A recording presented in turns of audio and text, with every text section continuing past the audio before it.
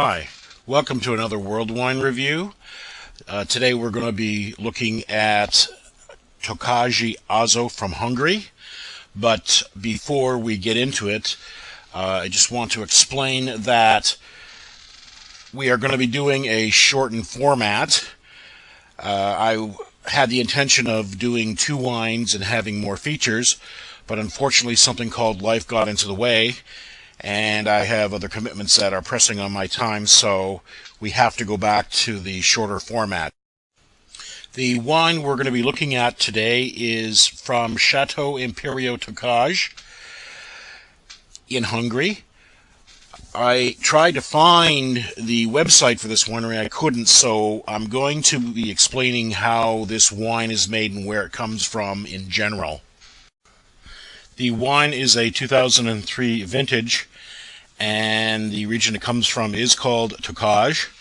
It's located in the foothills of the Carpathian Mountains in the far northeast of the country, close to the Slovakian border.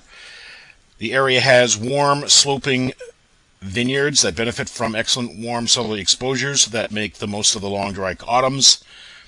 Combined with early morning humidity generated by Bodrog and Tisa rivers and their tributaries, this encourages the development of noble rot.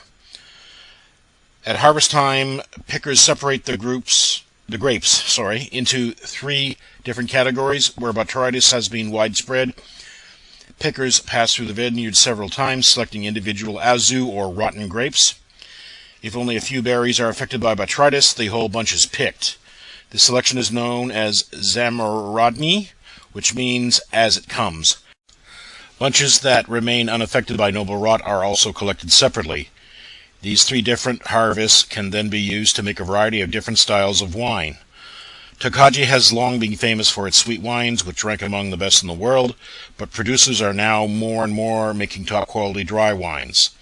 The dry wines are bottled in 75 cl bottles, whereas the sweet wines are, by tradition, bottled in dumpy-shaped 50 cl bottles. Production of Tokaj Azo starts with a base wine that is made from healthy grapes. Either during or after fermentation, the azu berries are macerated in the base for up to 36 hours. Traditionally, these were made into a paste, but using uncrushed azu berries avoids the extraction of bitter flavors. The mixture is pressed, and then the wine is matured for a minimum of 3 years, of which 2 must be in oak barrels. Amounts of azu berries used to determine the sweetness of the final wine is with a unit called the putunios. The unit is used to express the level of sweetness, or the putuni, it's P-U-T-T-O-N-Y, and the scale runs from 3 to 6. 3 putunios is 60 GL, 4 putunios is 90 GL, 5 putunios is 120 GL, and 6 putunios is 150 GL. If you want to know what GL is, just Google it. Okay, I think that gives a good description on how this wine is made. Let's proceed to the actual review. Okay, let's pour a sample and check it out.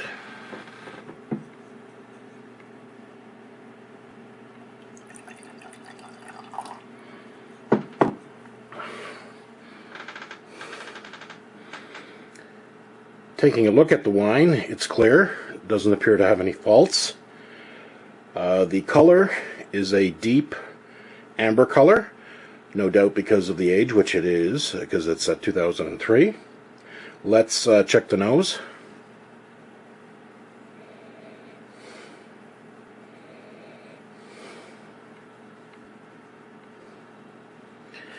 I'm not getting too much on the palate, except I'm getting a little bit of gasoline. That's obviously because, again, this is a 2003, so that would come with aging of this particular wine. Let's take a sip.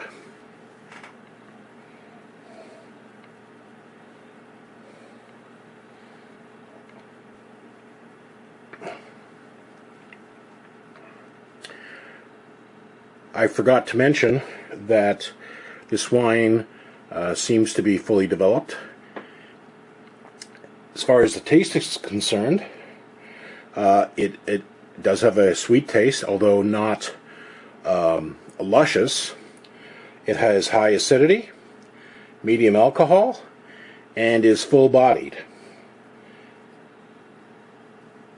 The flavor profile, I get medium intensity peach, nectarine, and a little bit of petrol on the end. The finish is also fairly long. Overall, I would say this is a good quality wine, and it is ready for drinking now. It could probably age, although I don't think you would see that much of an improvement.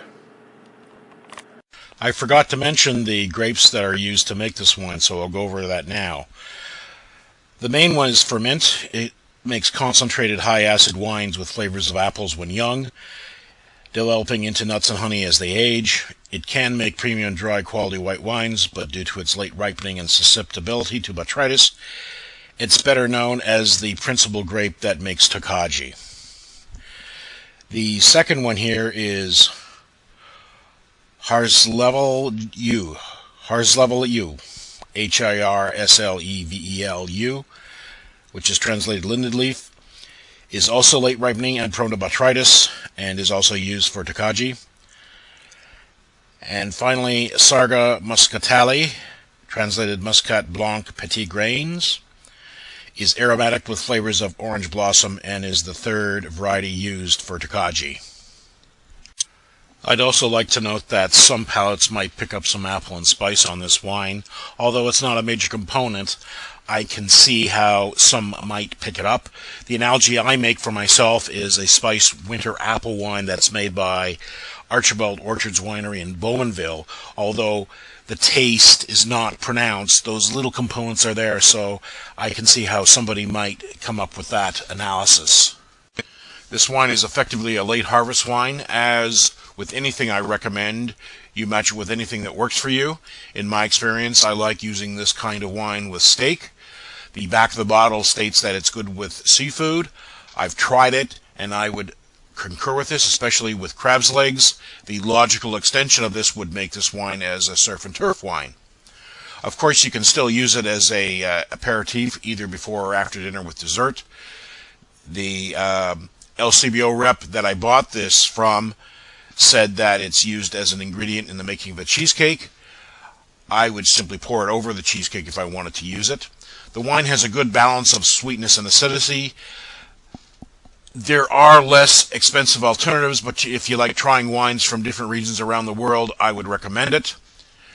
The wine is too good for a Monday to Thursday score, so I'm going to suspend that. I'm going to score it as a cognitive Vinotype, sensitive taster, 89. So that's it for this edition of World Wine Review. Until next time.